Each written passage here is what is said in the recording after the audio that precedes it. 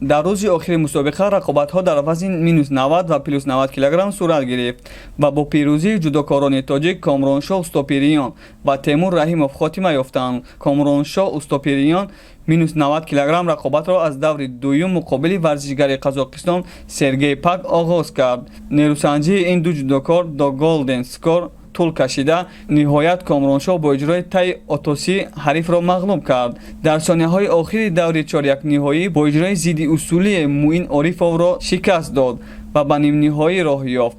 Рақиби Комроншоҳ дар даври нимниҳоӣ варзишгари ҳамсоя кишвари Узбекистон Авазмуродов бо дарёфти 3-0 мағлуб дониста шуд. Дар рақобати ҷадид барои дарёфти ҷоми мусобиқа Устопириён бо ҷудокори бо таҷрибаи узбек Шермуҳаммад Ҷандреев нерӯ санҷид. Дар вақти асосии нерӯсанҷӣ ҳеҷ кадом ғолиб наомада, танҳо дутои танбеҳ насибашон шуд.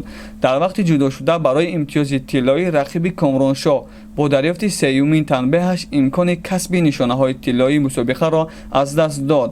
Ҳамин тариқ Комроншоҳ ғолиби ҷоми президент дар вазни -90 кг гардид. натиҷаҳои ниҳоии -90 кг Комроншоҳ Устопириён аз Тоҷикистон, Шермуҳаммад Ҷандреев аз Узбекистон, Исроил Раҳимов Тоҷикистон, Достон Миллиев Узбекистон.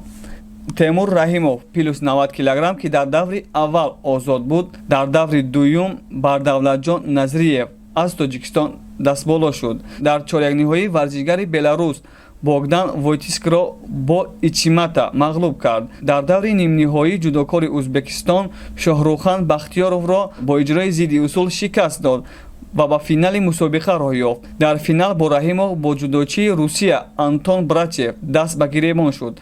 Пас аз ҳамлаҳои пайдарпай Темур ниҳоятан ҳарифро ба иҷрои сотогарӣ ба замин зада тавонист ӯро дар ҳолати осаякомӣ нигаҳ дорад ва ғолиби рақобати ҳалкунанда шавад. натиҷаи ниҳоии +90 кг Темур Раҳимов аз Тоҷикистон, Антон Брачев аз Русия, Бекмурод Олтибоев аз Узбекистон, Шоҳрухан Бахтиёров аз Узбекистон. хотиррасон мекунем ки мусобиқаи мазкур бори 8 баргузор шуд. ба ҷуз аз ҷудокорони тоҷик, варзишгарон аз Узбекистон, Қазоқистон, Русия ва Беларусия ширкат карданд. қувваозмоиҳо аз рӯи 4 вазн -66, -81, -90 ва +90 кг миёни мардҳо баргузор шуд.